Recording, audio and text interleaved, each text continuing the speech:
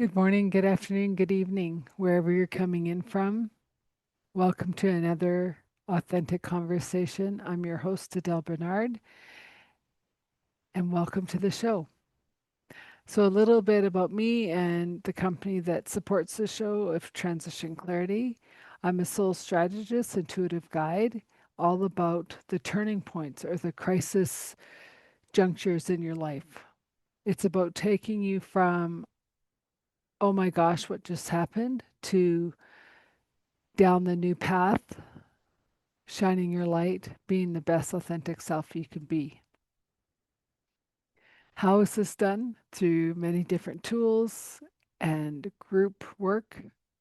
I hold sacred circles for men and women to transform where they are at this time to where they actually want to be, whether it's changing jobs, going into retirement, death of a loved one, a divorce, or whatever turning point there is in your life. These circles and the work I do is like the bridge with assistance. I guide you through the journey so you can make up where you are going to go next from the heart rather than the mind.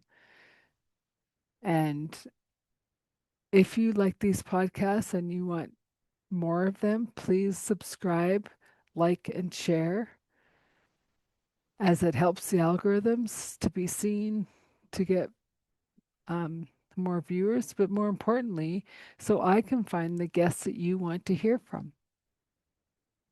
This is very important to me, and I hope you'll enjoy this next episode.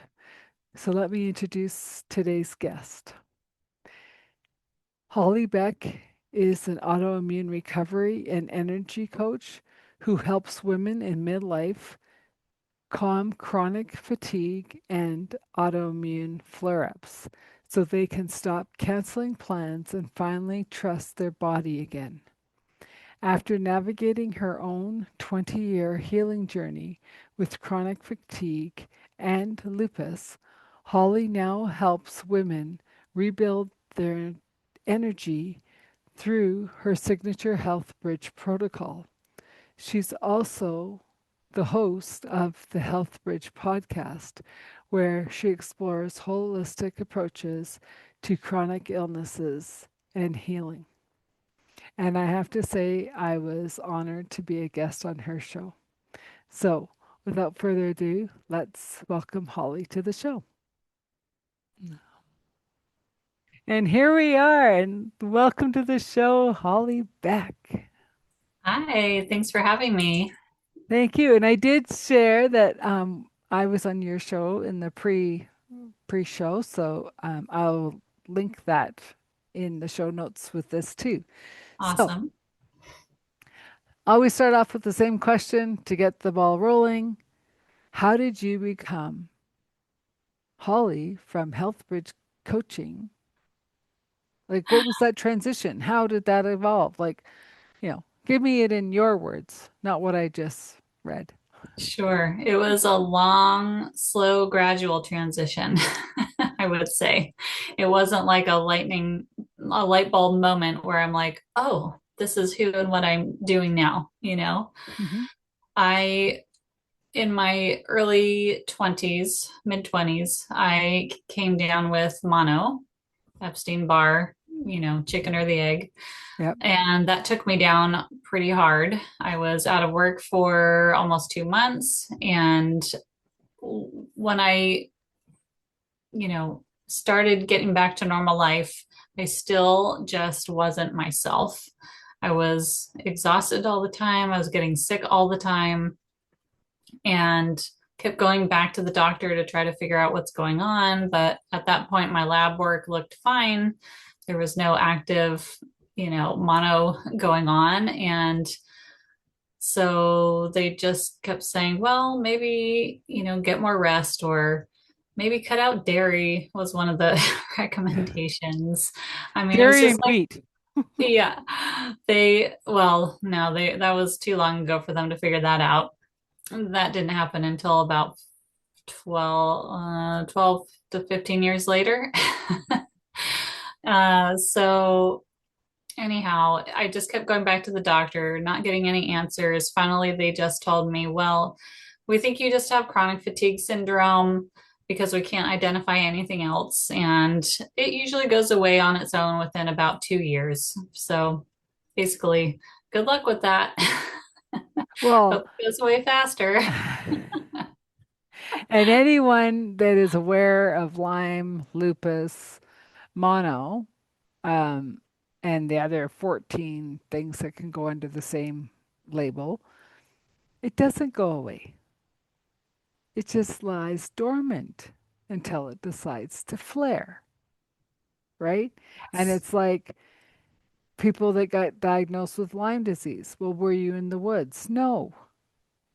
Lyme disease doesn't only come from ticks, right? It's in that family of, I don't know, the word that's coming to is mucus, which I don't know if it's right. I'm not a doctor, whatever. But it's all that same mucusy feel that it kind of sticks and lingers. It gets stuck and, like, oh, well, I cleared it because my throat and nose is fine, right? And then you're going, oh, I haven't cleared it because I'm now in bed again. Why? Because it just flared. And you're going, dang it, right? Basically, yeah. Yeah. Yeah, I kept trying to live my life, trying to go out and do things. I had just gone through a divorce prior to getting Mm. sick and was so excited to have my life back again. And I could actually go hang out with friends again and do all the things that I felt like I couldn't do when I was in that relationship. And every time I would try to push myself a little bit, I would end up flaring. I would get sick or I would just get super fatigued and I could get through maybe a work shift, but not much else. Hmm. And that cycle went on for years and years. And I tried early on, I started looking into like, well, what alternatives are there to going to see my doctor? Who else can help me? And so I dabbled in acupuncture, I dabbled in some energy medicine, naturopath, like all these different things.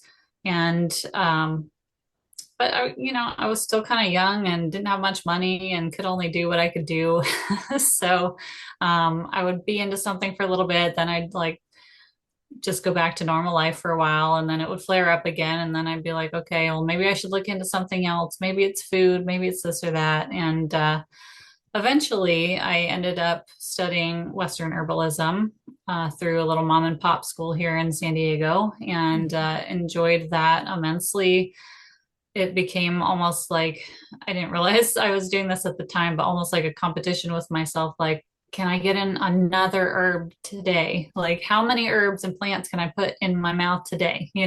Hmm. Like to the point where I realized later that I was overdoing it and it wasn't helping me as much as I was taught that it should be. So, Well, and that's interesting because I've kind of gone down your journey in different ways. And I remember saying, who needs to be a drug addict? I'm a herbal addict, right? Like you'd have the exactly. handful of herbs plus a few tinctures plus and it's like enough. Like and um I want to look into a podcast that I was sent because they were talking about taking the um 23andMe or one of those tests for the biology of your makeup. So you're only taking the supplements that are going to actually help and leave the rest behind. So Yeah. everyone says, oh, you need vitamin D or you need magnesium. And it's like, maybe your body doesn't, but it still, because you get enough vitamin D elsewhere, still needs the K2, Yeah. right? Most people take vitamin D without the K2, so they're washing it away anyways. But we're not, I mean, that's a whole other conversation. And I understand the journey of, well, I'm feeling better. I can get back into life. And then right? And so here you are Yeah. living in sunny California, like young, and you're going, is life worth living? Right. Right? Yeah. Yeah. It was a bit of a vicious cycle. It's like, yes, I'm going to go out and party with my friends after work and, I'd have a ton of fun. And then I would go down for 2 or 3 weeks. Yeah. But then I'd start feeling better. So I'd try to make up for lost time and go out and do all the things again. And then boom, I'd go down again. Yeah. I remember when I first moved in with my boyfriend, still current partner, Uh-huh. long time ago now. He he knew that I struggled with fatigue. He knew that I struggled with all these things, but because we weren't living together, he wasn't as confronted with it face to face because, if I didn't go out with him one night, he didn't realize that it was because I was like, no, I really was down. It wasn't just like, I don't feel like it tonight. Yeah. You're And when we moved back in into together, bed. that was, yeah, it was a learning experience for, I guess, me and communicating how I was feeling, and then him and like really understanding, like, oh, this isn't just like she doesn't feel like it. This is like she can't. Yeah. She can't manage it. Yeah. Well, and I have a family member that goes through it, and I said, well, how do you handle it when on her down months? What do you mean, how do I handle it? I just pick everything up because she physically can't, right? And Yeah. then I think, and then you see about like um, the real petty things that couples fight about, and you're like, no, you want that partner when you physically cannot pick up your water to help you, right? Yeah. And to help you just because, not because you can't, right? And so, Yeah. if you don't mind sharing a little bit about how he helped you in those moments. Hmm. Yeah. Um, Little things. I mean, I was never to a point where I couldn't physically like lift my water glass, Yeah. and people, but I know plenty of people that that have been or are at that point. So Hmm. I don't want to portray that I was at that point, but I certainly had days where I was in bed the majority of the day. I'd get up, I'd get an errand done or, go grocery shopping, and then I'm like, done. That's Hmm. it. you know? So a little things like he would handle making food, like he would cook for us, he would clean the dishes. Hmm. He would take the dog out when I couldn't, because I always love, that's usually my thing. Like I love going on walks. I love taking the dog out. Like that's our little time together. You know what I mean? But some days I just can't. The dog still has to get out. Yeah. He would take those things on. Rubbing my shoulders, rubbing my feet, just the little things make a huge difference. And I'm not saying it was always easy. There's been learning curves the entire time of like, I think when you have something like chronic fatigue where you might look fine, Hmm. but you're not feeling fine, it's can be really deceiving for other people to really get that you're not feeling good or that you're hurting. Hmm. I remember at work, I grew up in the restaurant industry here in Southern California, and I would always complain of my back hurting and asking for help in lifting certain things or dumping the trash in the big trash bin outside, things like that. And I think that it was very perceived that I was just trying to slack and get other people to do literally the heavy lifting. Yeah. And I remember one time I was going to, we'd have like a big barrel that we would fill up of ice from the ice machine. And I was doing that in the middle of shift. It's heavy once it's filled, and then you have to cart it all the way over to the other side of the restaurant to dump in the ice bin for service.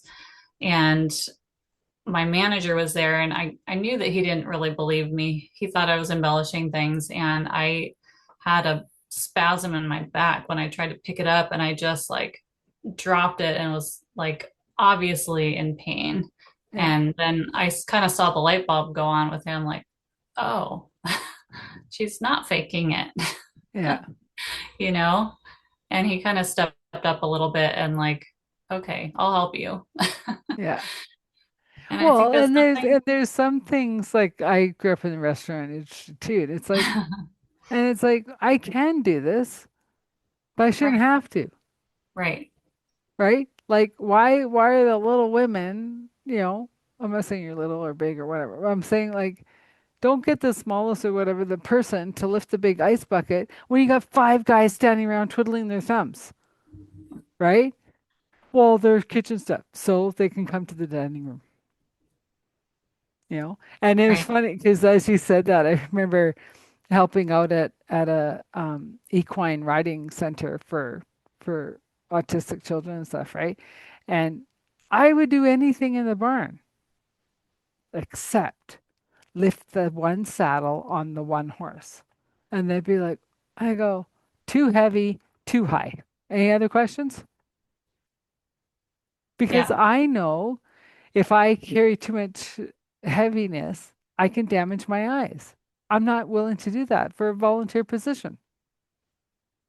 Call me crazy? I don't know. But they got used to it. He needs saddling. Thank you. Right. Right? Because I can do all the other stuff. I had no problem helping out and doing everything, but yeah, I put my boundary up for this one thing, Mm-hmm. right? Yeah. And and then it got to a point like I think maybe 3 weeks in, they're just like, we got it. And I'd laugh, right? Because I'm like, I don't have to tell you now. Right. You know? Yeah. I And think, so, okay, go ahead. yeah, I think it's something, the boundaries is really important. And Mhm. that's always been really hard for me, setting boundaries. And that's really common with women in general with autoimmune, is that setting boundaries. We want to be the helpers. We want to say yes to everything. We want to just naturally. That's, I don't know if that's like natural personality or how we were trained or a little bit of both, but it's very common for us to give too much of ourselves. And so learning to set boundaries is still an ongoing thing that I'm getting better at slowly but surely. Yeah. But it's um, also it's also part of being the team, right? You don't want to be, yes, five women in a kitchen making big dinner and you're like named the slacker because you had yes, to sit down to peel the potatoes. Well, no, like I only have so much energy, and if you want me not to sleep in the meal, I gotta, conserve some of it making it, right? exactly. And yeah, and I think all of us have to understand our limits, right? Because, like, yeah, I love hiking. I love going for walks. Some days I can do a 3 hour hike up the mountain. Other days I better stay in town and just go around the park with a few less hills. Yeah, Because depending on what was going on after, I want to be part of that fun too. So I can't exert myself going up the 3 hour mountain when I should have only done around the town kind of thing. And I mean, and in knowing that in my limitations, I was always left the car keys when we went hiking because they'd keep going and I'd go, see ya. And I'd go back to the car, read my book. Right. So I had some of the hike to my what I could do on that day and also had my rest time while they went crazy. I actually love that Hmm. because that shows understanding from the people that you are with, understanding on your end of what your limits are. And there wasn't pressure for you to push yourself beyond that limit. Hmm. I mean, have, I even still, I guess, in some ways feel a little bit bad because I've said no to so many things that were outdoor activities that were strenuous because the friend group that I worked with at the restaurants were very active. They like to go biking, hiking, playing games on the beach. And I love the idea of all those things, but because I hadn't been able to be overly physically active because it would kick in the fatigue and I would end up getting sick. And, I wanted to prevent that cycle. So I would almost always say no when I'd be invited to these long hikes. And it never even occurred to me to be like, I'll go with you and I can stop halfway and wait for you guys to come back down. Like, Mhm. why didn't I ever think of that? I don't know. Well, because I think in a way it's pride for a lot of people, where I don't think I ever had that. Like I just I just knew from like because I was sick my whole life, right? So I didn't have any time that I knew I could do something, right? Like even going sometimes like just going swimming with friends as 12-year-olds, it'd be like, yeah, no. Like just the thought of changing, putting your bathing suit on, going to the pool, coming back. It's like, no. I've already gotten dressed for the day. I'm good. But it doesn't mean I wouldn't go and just have my chair on the side of the pool. Because I could throw the ball at them and I could like laugh and whatever. Um, yeah, and I think also too, that group of friends that I would kind of all see at the truck, um, they were hikers like 20 miles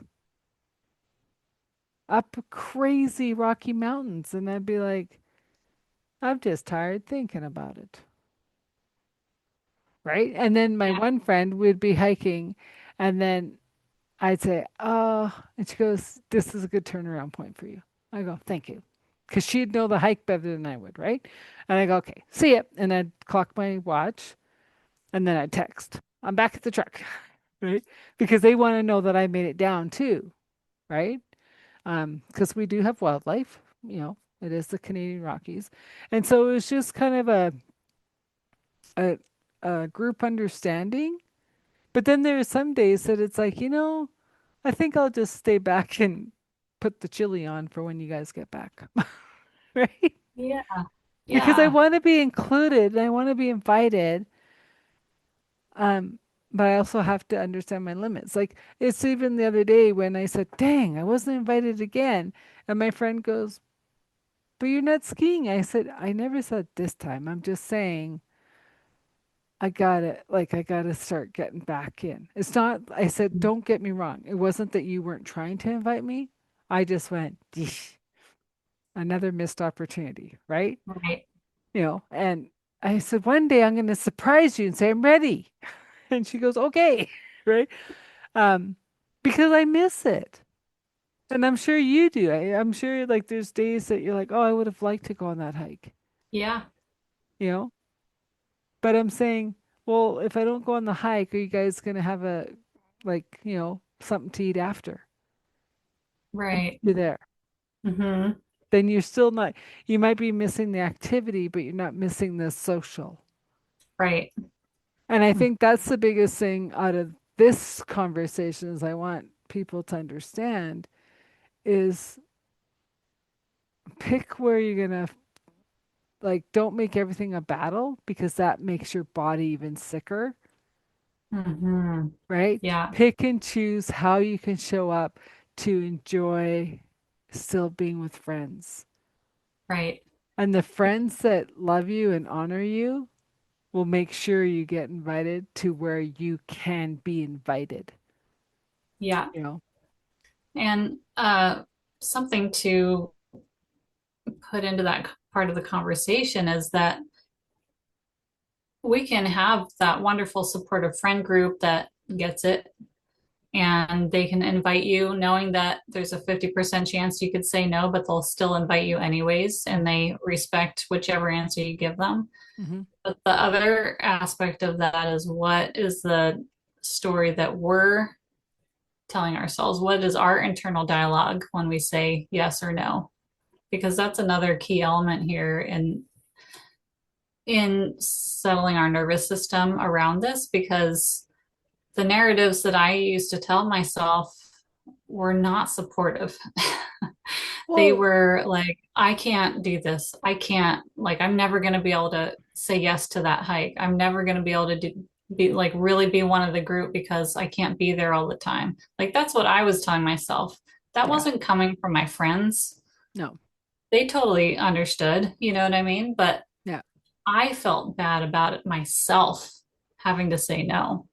Well, and that brings up a different conversation of what is the negative self-talk going on as the background tape that keeps on playing that you got to go, stop. Thanks for sharing. That's not how I feel today. But it's also, this is what I learned with my friends was that spur of the moment didn't work 98% of the time because depending on when they were going to go, depending on how much craziness I had during the week, how much downtime I had to recoup after the crazy week, I couldn't go maybe Saturday morning. But Sunday morning I could, but they chose Saturday. Well, I can't go Saturday. I can go Sunday, right? Or, just different things like that. Like, um, because I know I've gone places that it's like, oh, but they invited me again. I really should show up. And as soon as I said should, I said, you should be going home. Like, right? Like, you're too tired. Like, home would have been the better bet.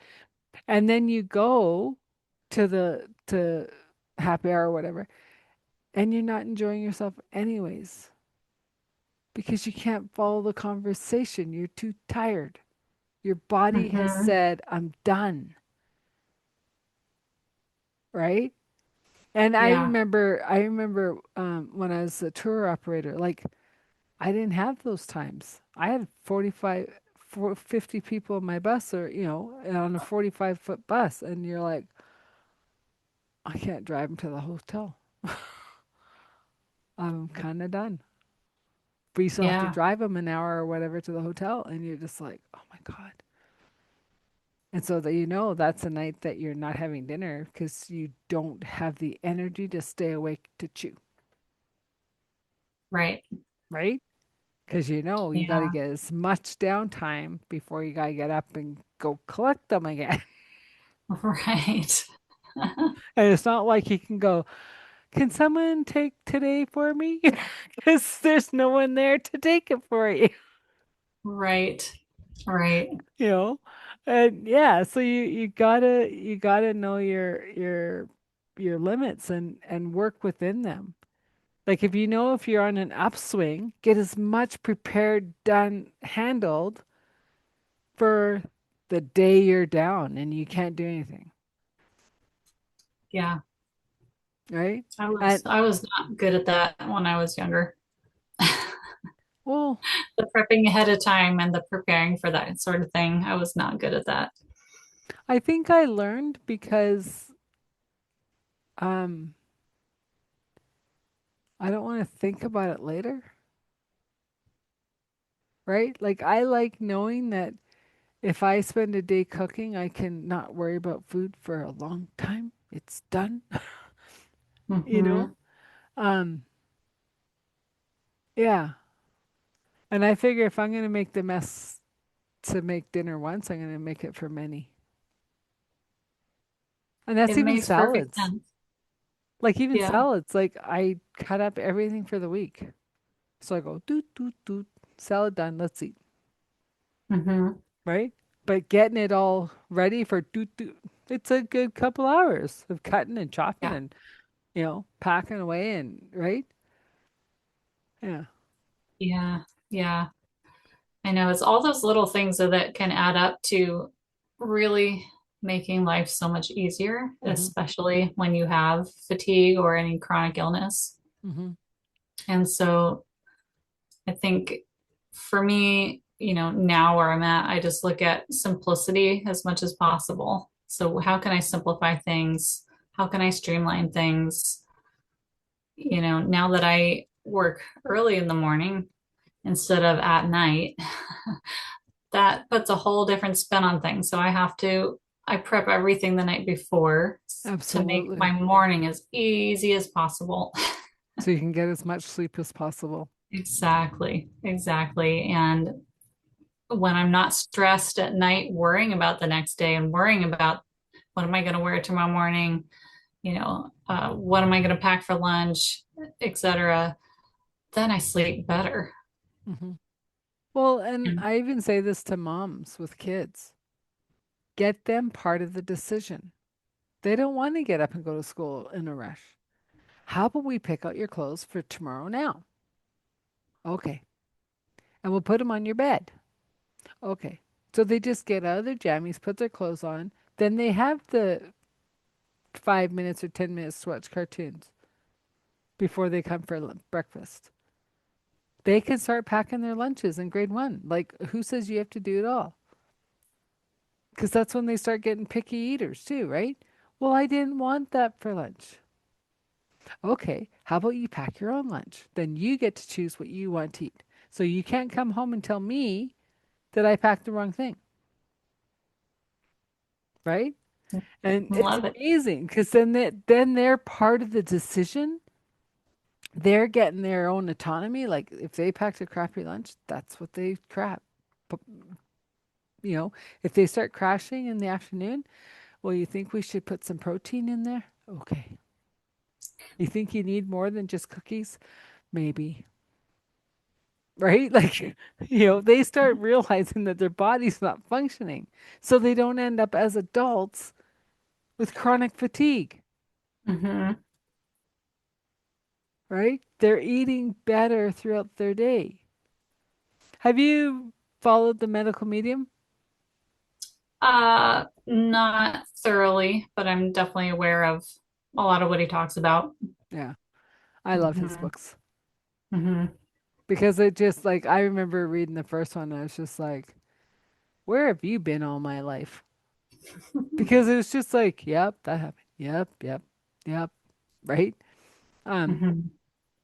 and so it's just interesting because I know in one of our talks when I was saying about, in my early 20s, going, God, I can't do this, right? This isn't life, right?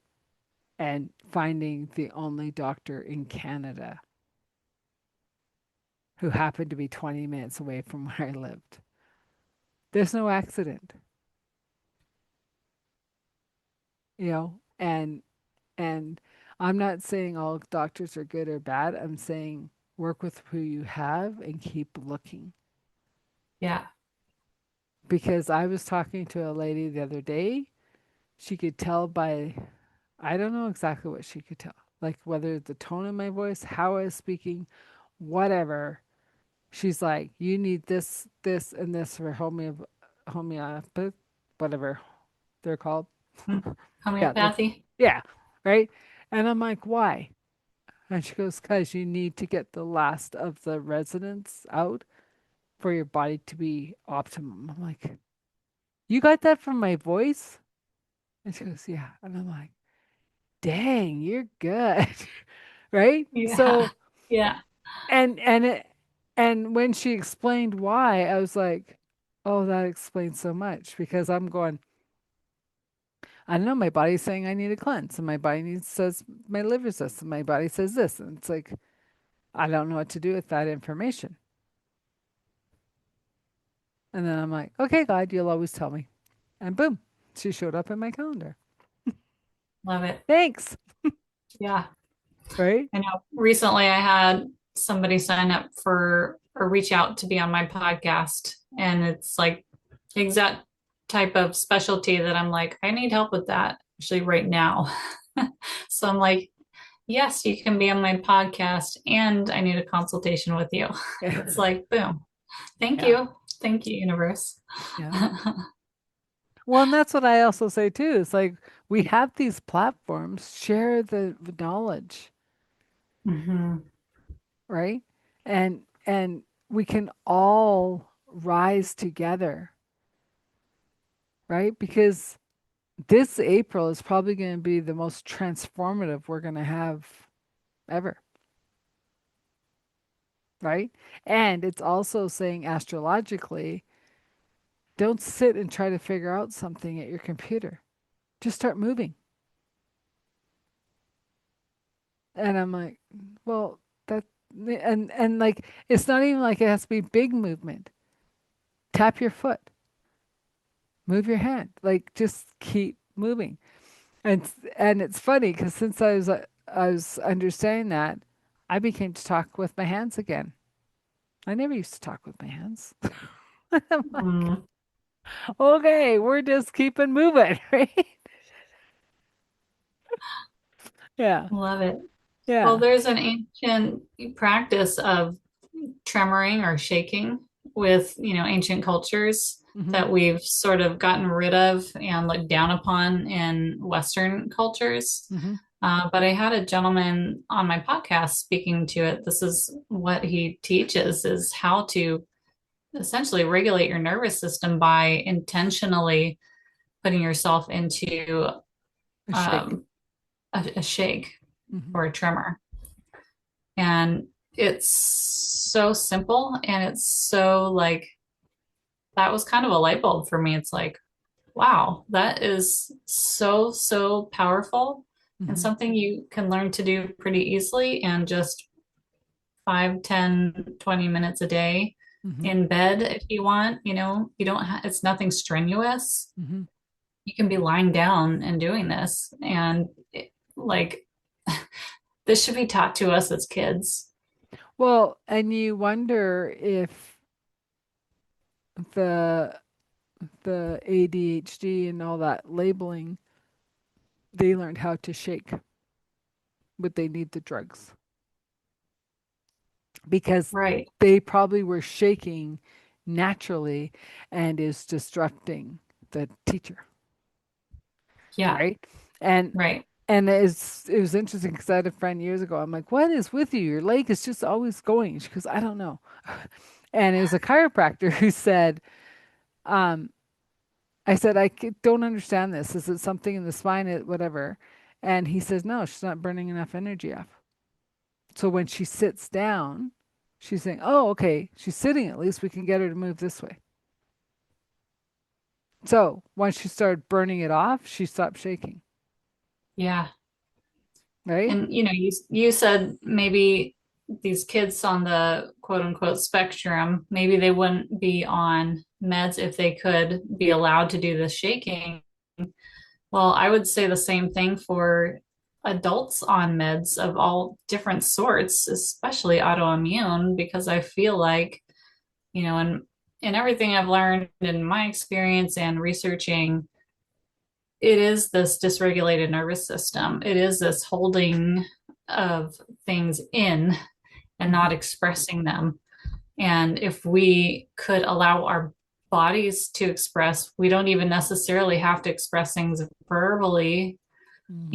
If it's like pent up anger, pent up resentment, or whatever that is, that's all holding in. But if we can let the body release it, we might not even have to release these things that verbally might get us into trouble and who knows what different scenarios, right?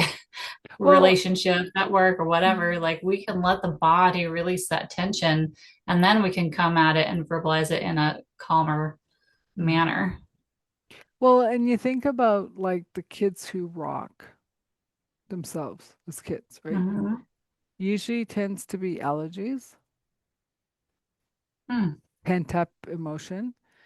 Even the speaker this morning at a that I was at a call at, um, he's saying like before you even get to Alzheimer's and dementia, you're having not strokes, epilepsy, like some kind of seizure. That's the word, a seizure, right? And he's bringing it right back down to your gut. Hello, exactly what you're talking Everything, about, right? And so everything in the gut. I know, and so it's just like um, you think about the big institutions of health and whatever, they're so far away from the gut just to keep the lights on, the building running, the and even he said um not to say anything good, bad or indifferent about the care homes because they're doing their best, right? But if you can find the ones that are privately run, the smaller homes, they're closer to your gut. And I'm like, oh, Mm. that's so true, right? Because you think about like end of life care, like hospices, they usually have max of 5 patients at a time, right? And you say, well, why do they need to be so close to what's going on in the gut? Because it takes a lot of good nutrition in small amounts to be able to do the transition. People think, oh, they're going to hospice, they just stop eating. No, they need micro doses to keep them functioning enough to do that transition, right? You need good, healthy gut to leave your body, right? They're I bet not that's big. something people haven't thought about.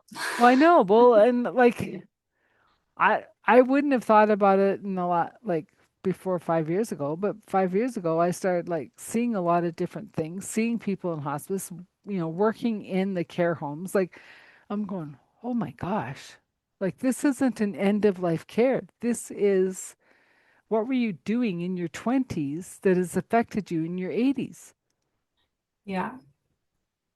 Hmm. right? This is more than, oh, I don't think I'll eat cheese this week, or maybe I'll change the bread I'm eating. This is a lifelong journey, right? And I know even in my health, like everyone's saying, eat chicken and fish, eat chicken and fish. I just about died. I'm allergic to Yeah. both of them. And The then, fish also. yeah, and then, well, I can eat um, a little bit of tuna and I can have snapper, red snapper. But Hmm. um, yeah, and so it's really interesting because I remember um, years ago, and I was eating chicken and fish and everything, and then I stopped in at my parents, and they were having beef, and I went, "Oh my God, that smells so good. Well, stay and have some." I said, "No, I don't eat beef anymore," thinking that was the healthy choice. Oh my gosh, I stayed, and I was just like, "I'm never eating chicken again," and I don't. I mean, I can touch it now. There's a point there that I couldn't even touch it without my hands swelling. That's how like Hmm. allergic, right? Oh, and Hmm. then I know we were talking about eggs, and so I was talking to my friend who we do land clearings, right? And so I was asking his thing, is it the eggs from the right farm you can eat because they're cleansed and they're herbal and they're whatever? Yeah, I've Or tried that. well, no, but it's just really interesting because most people don't cleanse their lands, Right. right? And Yeah. and then I know you said duck eggs, and I still tested no. I'm like, cool. But then the person that said to take the drops said, you can eat eggs. I go, huh, okay. Not right now you can, but you will be. And I'm like, because Nice. she's saying it's all stored in the imprints Uh-huh. that are trying to finally leave because I'm ready for it Right. all to leave. And I'm Right. like, I'm not saying no, but I'm not saying yes. Hmm. Well, I used to not be able to do any milk Hmm. at all without a very upset stomach. And I've got a few funny stories around that. But when I shifted and went carnivore and animal based for quite a Mm. while, just a few years ago, I can eat I can eat dairy now. I mean, I could always eat cheese, but now I can actually drink milk. Whereas before, oh boy, But I it's could I couldn't make it to the bathroom fast enough from the time I had, when I'd been accidentally given a yep. latte that was made with milk instead of soy. Mm. That was I had 2 hours where I was stuck in a food court and needed to be by the bathroom. I Hmm. mean, just stuck. Day done. I had a trainee with me that I was training in sales. Couldn't leave, Yeah. couldn't leave. And now I can have milk latte, no problem. Not that I do that often, but I So that's can. interesting. Mm-hmm. Um, what blood type are you? A. Oh, and that's even more interesting Mm-hmm. because the people that are usually intolerant to milk can't have cow's milk. They can have sheep's milk, Yeah. like goat milk. It doesn't have lactose.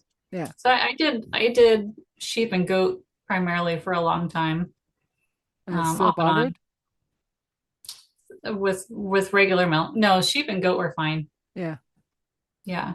Oh man. And fresh sheep's milk from the farm is like nothing else you've ever had. It's so creamy and delicious. See, and I didn't grow up on milk, and the thought of drinking a glass of milk just is not. Well, I My know. I stomach didn't can grow up on curdle it. just like Yeah, I didn't grow up on it either because I couldn't tolerate it. I'd have a stomach ache, and my mom finally figured it out, like, oh, it's from the milk.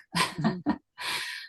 So we'd go for ice cream and I'd get sherbet or sorbet, because I Yeah. couldn't tolerate it. We used to, I remember when I was a kid, we'd go and get milkshakes after swimming lessons. Hmm. And every time I would complain, and it's like, oh, now I'm figuring this out for my kid, Well, and she finally figured out no more milk for her. see, and for me, it was more the egg in the milk, in the ice cream, Oh yeah. not the milk. Mm-hmm. And yet, and that's why I can, like, Dairy Queen is like, just a little bit of milk. It's more like ice milk, so it's thinner, like skim milk. And Mm-hmm. yeah, that's if I had ice cream, it'd be there. But I try not to have Mm-hmm. it because it's sugar. I don't want the sugar. I Um, know. I know. It's like we're gonna get it. We're gonna get it. But so how did you like the carnivore? Like you I only ate loved it. meat? I No, loved nothing? it. I fluctuated between full carnivore, which is all meat, and uh, animal based, which allows in some fruits, basically. So Hmm. the savory or savory fruits like squash, avocado, berries are allowed, olives are allowed, healthy fats. So that would give me a little more variety. And I am a foodie at heart. I mean, I grew up in Napa Valley where we have some of the best food in the world. And I was really assuming that I would not enjoy the diet, that I would really wanting more variety than that. But the simplicity of it, I just totally embraced. And it made the stress of making food, it, Easy. it took the stress away because all I had to do was cook chicken, cook beef.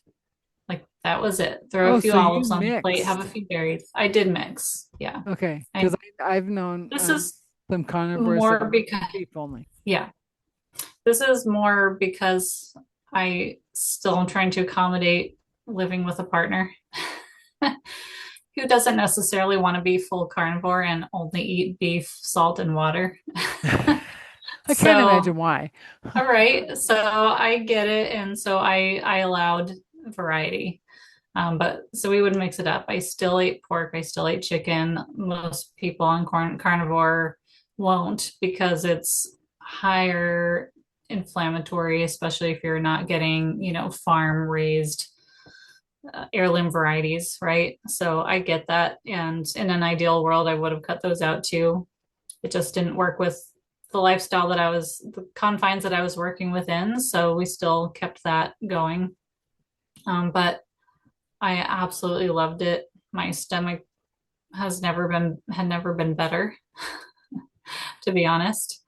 I was having regular bowel movements, which I'd never had.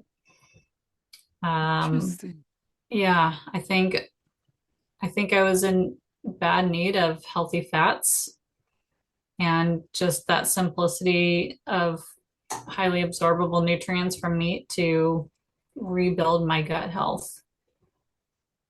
And now that I'm back eating, whole foods and I eat local produce seasonally here, um, I'm finding that I have to work on my gut some more. So I'm not back to square one by any means, but I have to do more to keep my gut health intact than when I do with carnivore. However, I do think it's important to keep a variety in the gut to keep that microbiome, um, to help that microbiome flourish with more gut flora. So I'm now always in a learning process. Right now, I'm in a learning process of like rebuilding after doing an elimination diet. Hmm. Oh, that's so fascinating. Because yeah, like I got to the point like I had my berries and lentils in the morning and I had my salad at night and it was good. And then I was like, and then I had just regular meals one night. I was like, oh, I missed these. So I had them for a while. And then I'm like, no, missing my salads. So I go back to my salads. And then I'm like, so now, yeah, like I kind of switched it up. But I wonder if you just switched it up with um like 1 week carnivore a month and then one like the three because they say that, right? Like you take out milk, yeah, your body will get better. You put milk back in and it will flare because you haven't had it, right? But then on the other hand, like when I was going through my medical stuff, early 20s was like all shellfish, everything. Like I'm like, but I eat it all the time. And then he reiterated, I don't know how you're sitting in my office. You should be dead. Right? Because all the labs came back like screaming. I'm like, huh. But as you say, right? You clean it out. And it was like, oh yeah, I guess I really was sick, wasn't I? Mm-hmm. Mm-hmm. And when I found out about the shellfish, it was amazing how my elders in the family, same bloodlines, were like, all of a sudden they can't eat it. I'm like, hmm. Hmm. I said, shouldn't you guys have found out first before me? Why'd you leave this to me? Yeah. Well, but that's another way of looking at health is that we have come in to this incarnation to end all this stuff for any generations after, whether or not you've had kids or not, right? I appreciate you saying that because I feel like this life for me is all about learning to heal myself so I can help others. And I don't have kids. Hmm. I don't know how I would find the time to deal with kids because taking care of myself has consumed the majority of my life at this point, I praise every woman that has kids for being that selfless to do that. To me, I didn't think it would be fair to my kids for me to have them. And you know, anybody could easily argue with me against that. Like, I understand all those other arguments, but I didn't want to have to ignore my kids because I have to crash. But sometimes it's like, I'm fine, I'm fine, I'm fine. Snap of the fingers, I'm done, and I have to face plant on the bed, and I'm going to be there for a few hours. And I don't know how coherent I'm going to be afterwards, right? You can't do that when you have a toddler. You Well, just can't, you not kind of unless you have a can. huge support system. You kind of can because this is how my niece does it. She's like, I'm done. And then the youngest says, tabby time. So he takes his tabby, like his tablet, and and my niece crawls in with mom for cuddle time, Well, I right? mean, like I said, I know there's other arguments out there. Yeah. That's always just been my mindset around it for me personally. Yeah, I no, respect I any other get it. woman. But then Yeah, there's times that like how you say she's done and then yeah, my nephew takes all the kids, yeah. right? But then it's also too like, yes, your partner's very helpful right now, right? Hmm. And with kids, would he start resenting you? Right. Right? Like, because my Exactly. nephew will be like, ah, right? He'll have a whole stress at work, and then he's like, oh crap, she's on her downtime. He has all the stuff to do. And I said, but you Right. love her? And he goes, I love her. Right? Because he knew going in, Yeah. right? She didn't Yeah. just wake up one day and say, I have lupus. She had lupus Right. when they got together. She had lupus all along. Yeah. Yeah. Yeah. Yeah. So, I mean, I know, look, if I would have gotten pregnant, I would have figured it out. Hmm. It's as simple as that. But I had the ability to not. And And you probably weren't that's with the right partner to get pregnant perhaps, because yeah, that's why you're perhaps. divorced. Eh, Yeah. Yeah. right? Exactly. You know, Exactly. there's blessings all around, um and I also look at it like in my life of I wasn't blessed with my own kids, but oh my gosh, do I love the kids around me. Sure. You And I know, have like, nothing against kids. Like, I'm not one of those that oh no, doesn't no, no, want I'm kids not saying because that, of but I'm that. just saying like Yeah. because I just go, I don't know. I think you guys are all mine somewhere along the way. Right. Like, just coming back for a Exactly. visit, Yeah. Yeah. right? I take great joy in my nieces and my nephew, and, you know, I appreciate having the kids in our little neighborhood here and, Yeah, watching them grow up. And now one of them just had a birthday party and they're playing softball out in the driveway. And like, I love that, yeah. I love having that around. And it um when you're not in it day to day, you can appreciate the best. But I also, in a weird way, think there's a reason a lot of us didn't have kids because we are lessening the population, right? And there is a study done in South Korea because of the whole K-pop. They're not allowed to date. They're not allowed to have boyfriends or girlfriends. They got it right.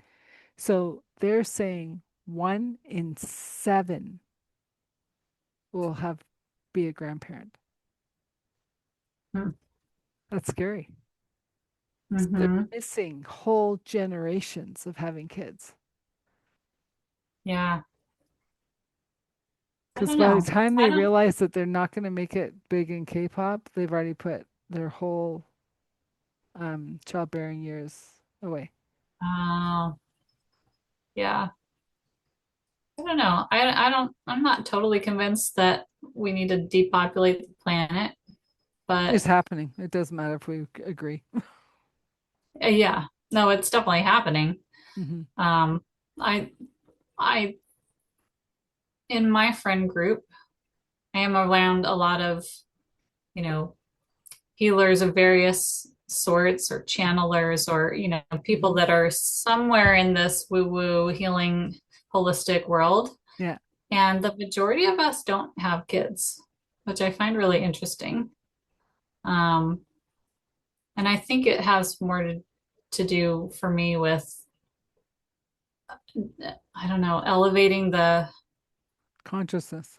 elevating the consciousness, elevating the frequency levels. Hmm. And there has to be guides for that, Hmm. and we all have our own little piece of what we can share with our community. Hmm. And to And me, it's more about that. well, I agree with that too. But we also got to know that the baby boomers was the biggest generation the world has seen and will ever see, right?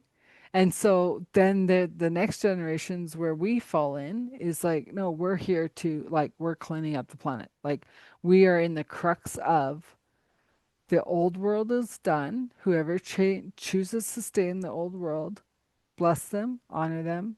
That's great for you. Whoever's coming over to the new world, bless them, honor them, great for you. I look at it as I came onto this earth. My contract is the bridge. Whoever is willing to come over to the new world, here's my hand. I welcome you. Let's go. Whoever's not, I wish you well, you will not see me again. Right? Because I've had this in my head since I was 5, 6 years old. And then the movie came out where the invisible man put on his cloak and he became invisible to those around. And I'm like, that's me. And my mom's like, what? And I go, that's me. I felt invisible for majority of people, but the ones who could see me knew I was here for a reason to help them shift whatever. There's no accident my company's named Transition Clarity, right? You're looking for the clarity to take that next step to a bigger, evolved, more enlightened being of who you are, living from your heart rather than your head. We've all lived too much from our heads in the shoulds, have tos, the musts, rather than our hearts of we're in the flow, abundance is here, I am shining my light. Period. Whatever comes in the light for us to be in, we will do. But if we're not supposed to be in it, it won't show up. And so yes, I had my pity parties along the way going, why me? Like, this is crap. Like, God, you didn't send me back for this. Bring me home. Right. But have I helped so many people like you have helped so many people with our journey? Absolutely. Would we wish it on our worst enemy? Not a chance. Nope. 100%. Right? But we are just being the light we are supposed to be. This is our contract. The world will figure out the kids on its own because the new kids coming in are a hybrid. They're half human, half galactic. As long as they're not half AI, we can deal with it. Well, and people can say what they want about AI. AI is here to make us um, think differently, ask better questions, go stop being so surface level, right? Um, Mhm. because I know I fought AI for like a year going, you give me a whole bunch of pages of crap, right? Well, I wasn't writing good questions and I wasn't giving it parameters and I wasn't saying short and sweet and I wasn't saying, and then I was like, dang. So I started adding all those parameters and and I'm not getting 20 pages anymore. I'm getting two, short and sweet. Let's go, right? Yeah. And even like we were talking the other day, well, what's a green page or whatever? I don't even know what it's called. Evergreen, whatever it's called. It's a document that every time we're on a stage, a podcast, or whatever, it will continuously be there. It will never change. So if someone finds this podcast in 20 years, I'm still doing the core thing. I might put different Yeah. tools in. I might add different. The core will always be the core. You're in a turning point in your life. The crisis is exploding. How do you want to change? That's not going to change, Hmm. right? Whether I'm working with men, women, the new kids coming in, doesn't matter. Yeah. You're at a crisis point. How are you going to change, Yeah. right? And I'm so Agreed. excited for the new kids coming in. I'm just Nice. I just feel like they're just gonna be so electric and so full of like cool energy. Like, yeah. Yeah, we're in an interesting time where, oh, I mean, my little comment about as long as they're not half AI, what I really mean by that, because I agree with everything you're saying. There are definite blessings with AI. Mm-hmm. I just mean there is a level where we're just trying to plug our kids into the computer system. You know what I mean? We're trying to make them drones. And I think there's a lot shifting on the educational level with kids, where a lot of families are trying to break out of that mold Mm-hmm. and do things differently Mm-hmm. and keep their kids connected to real life, and then these other things can be tools. Yeah. Whereas a Yeah. lot of schooling is keeping them, they're trying to make the kids the tools that are plugging into the system. Yeah. And the old system is going to evolve and change in time because the kids are going to demand it. Um, Mm-hmm. but I remember, when I used to go to work downtown, and this is my naivety, right? That we had two papers, right? We had the Herald and we had the Sun. And I used to think people read the Sun because it's easier to read on the bus and the trains. Then I found out the Herald is for grade 8 readers, minimum grade 8. The Sun was grade 3. And I went, oh my gosh, we have a lot of uneducated adults on these buses and trains coming into the corporate offices. Mm-hmm. And kids nowadays are not learning to read because their tabby can do it or the phone can do it, right? And even Mm-hmm. me, who used to read 3 to 4 books a month, I don't remember the last time I picked up a book. Mm-hmm. And I'm like, why? I don't know. I don't know. Maybe I have too many emails that, well, no, I'm not even reading those, so can't say that. Like, I'm not, right? I get Right. the gist of it and I go, good enough. I can't, like, right? Um, so I can't imagine if we don't start reading as a community, as a culture, as a, like, to these kids, how they're going to make it in the world, Mm-hmm. right? Because um my parents used to have a wholesale food company and one of their best chefs, right? It was really, I said, what is your potato salad recipe? Because I've never tasted anything like it. And he goes, do you want to know the secret? I go, yeah. He goes, Mrs. Cunningham telling Fonzie and Richie how to make it on the Happy Days. That's when he told me he could not read. We never brought it up. We never said it. We never shamed him because he was a natural at throwing crap together and making it Yeah. in large like because they're wholesale, right? So they'd have to make large commodities of stuff, right? Like 50 pails of chili, and he'd never look at a recipe because he couldn't Yeah. read the recipe. Yeah. So you learn what you need to learn. And then I remember on one of the bus trips, I was taking out all these teachers, and between the four in front, over 120 years of teaching. And I said, are we getting dumber or smarter? And she goes, the ones who want to learn will learn regardless of what they're taught in the class. The ones that are going to fall through, we try to catch them.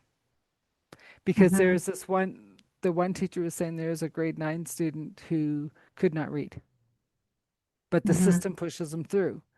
And she Mm-hmm. says, you can't go play football in high school without reading. And he's like, well, whatever, right? And she goes, I'll be here every day after school. Your choice. And he showed up every day. And she got him up to Nice. his grade because he figured he's taking a scholarship. He's going to go pro. You have to have your grades up. You have to have a minimum of, I think it was 70, Mm-hmm. right? Yeah. If you can't read, you can't keep 70% grade average. Mm-hmm. So she got him up to reading, and she says, now it's up to you to do it over the summer. Get ahead on some classes so you don't get overwhelmed in high school. Mm-hmm. And I was That's just like, awesome. I know. And I'm like, this is why I hung out with all my friends that had teachers as parents. Mm-hmm. Because things I didn't get in school, I could go to their house after school and ask their parents. Nice. And I still got invited for pizza night on Fridays. So there's bonus, right? So I Love look it. at the time. Um, okay, let's start bringing this to because I think we've given a lot of information, a lot of don't just rely on your doctor, do the research yourself. Like if you're not feeling well, like change up your diet, figure out what diet works for you. There's 100 million ways to do that. Um, don't always believe everything on the screen because, AI makes a lot of it up. What do you want the listeners to get from you as a final comment? Where to find you, all that stuff. Yeah. I mean, there's so many things I could say, but I guess two things. One, don't ever lose hope just because you haven't found the answers yet. Yeah. Keep looking, like you're saying, keep searching. Uh, watch your energy too, I think, when you're searching.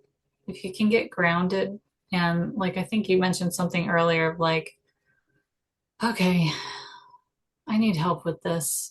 God, can you please just show me the direction? And you found that doctor all of a sudden that was 20 minutes away from you. It's like sometimes the answers are closer than we think, but if we're too over in our head about it, we can miss it.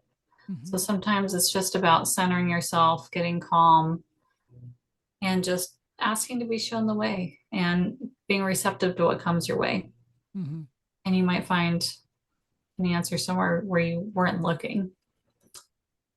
So just not losing hope and just keeping an open mind also because, you know, a few years before I tried carnivore, even 6 months before I tried carnivore, I wasn't open minded to that. I would have thought, but it was crazy to tell me that. But one person who I trusted talked about it, and then I did some more research. Then I did a little more and a little more, and then I was like, this is actually worth a try. So just being open minded when it comes to healing and what that's going to look like for you. Don't think that you know exactly what it's going to look like because you're fooling yourself. There's always going to be a curveball. And And sorry, yeah, go I'll ahead. add to that because carnivore from packing plants maybe isn't the right bet, but carnivore from an organic, really good water fed plus organically fed is a different carnivore, Hmm. right? Right. Yeah. So, yeah.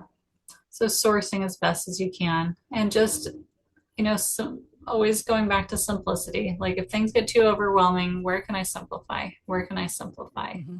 And just going back to that because it's that simplicity that takes a lot of the stress off. And that stress is what triggers inflammation in the body and triggers flare cycles um, directly. Like there's a direct link with stress, especially really bad emotional stress. Hmm. That was always my worst trigger. So, where can I simplify? Where can I reduce stress? And how can I get calm and grounded so that I can be more open minded for the doors that are opening for me and be receptive to the doors that are closing. Hmm. Oh, and I like how you said that because the way time is becoming a massive illusion, we're all growing so fast that we're kind of catching up to ourselves too. And our bodies are trying to do the same thing. It's like what you ate on Monday might not work on Saturday. Honor that. And if you know how to muscle test before you go, I'm going to have this meat or I'm going to have this avocado. If it's not right for you on that day, honor that, right? Because our body is constantly shifting and new technologies, new awarenesses, new research is always being done. And we can be on that bandwagon too. So, and And also, your body's always speaking to you. Slow down enough to listen to it. If it yeah, says you're tired, it doesn't mean you have to go have a 5 hour nap. 10 minutes can make you feel like you just slept 8 hours, right? Or Exactly. if you've been sitting too long, do that little bit of walking, do that shaking out, do something to say, okay, I'm sorry, I'll wake you up. Thank you. Because we Exactly. have to move the energy out however we need to do it. That's how I was much it's shifting. I was talking to somebody on my podcast once, and she said every hour her little alarm on her phone goes off because she has a sit down job. And the alarm goes off. She puts on one song, Hmm. gets up and dances, just dances for one song, and then she can get back to work. Yeah. Well, and Yeah. I put the alarm on for breathing for my team in corporate Hmm. because I was just like, I'm not working with you guys. Why? I go, because you're not even in your body. So, yeah, some people got the alarm taken off faster than others, Right. right? I Because have I'm one like, last, I have one yeah, last little thing yeah. that you were saying, you know, our bodies always shifting and changing and trying to catch up. Well, also have respect for the fact that it isn't only until the last, even 50 years for a lot of the chemicals, EMFs, like the frequencies, the toxins that we have in current day, Hmm. like that's just a tiny, tiny, tiny little pinprick on the timeline that humans were. If humans have been on the planet this long, we're talking about tiny little speck over here Hmm. of all the stuff we're exposed to now versus the majority of human existence. So just because we're so technologically minded now and we have our computers and we have our fluorescent lights and we've got all these things going on, radio frequencies, doesn't just because we're advanced enough to mentally understand all this stuff doesn't mean our bodies as I mean they're the most technical and advanced things, right? Our bodies, our cells, but that doesn't mean that evolutionarily we've caught up to the point where we can detoxify from all that stuff Hmm. easily.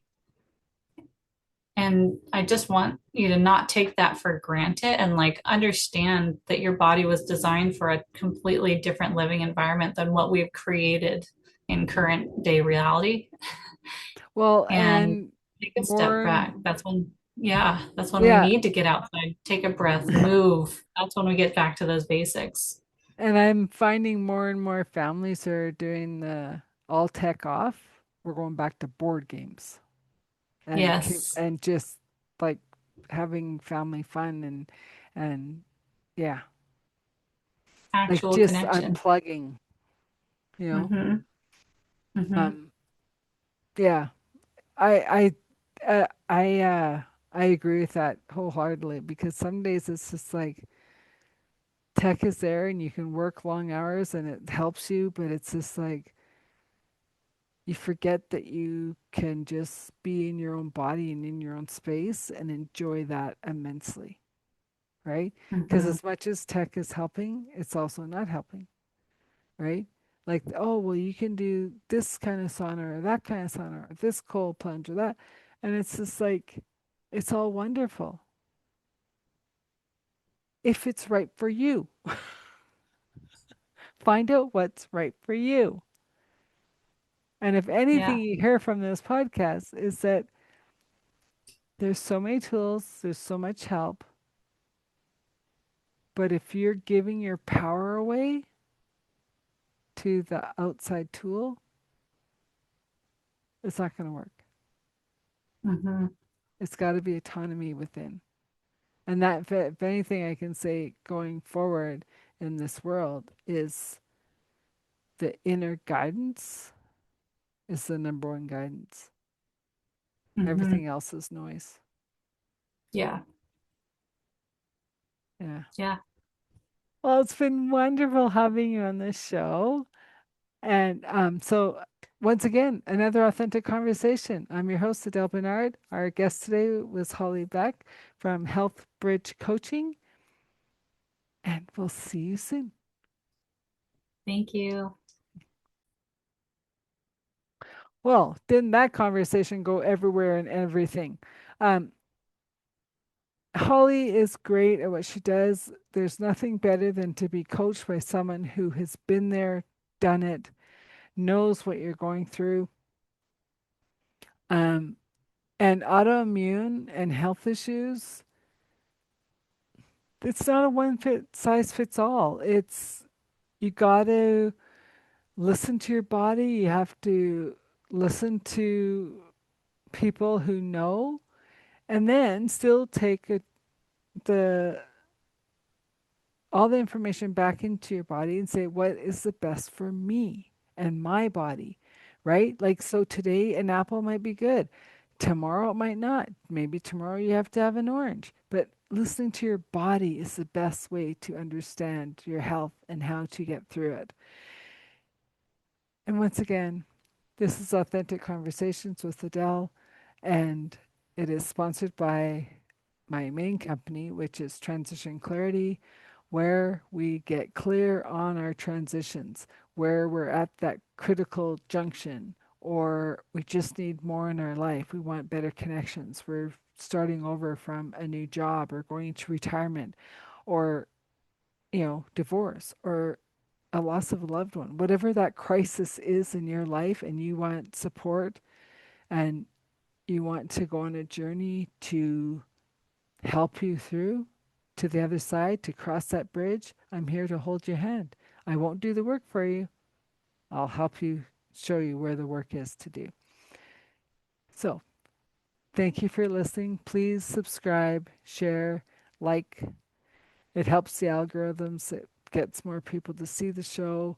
And I appreciate you being here and listening. Have a good day.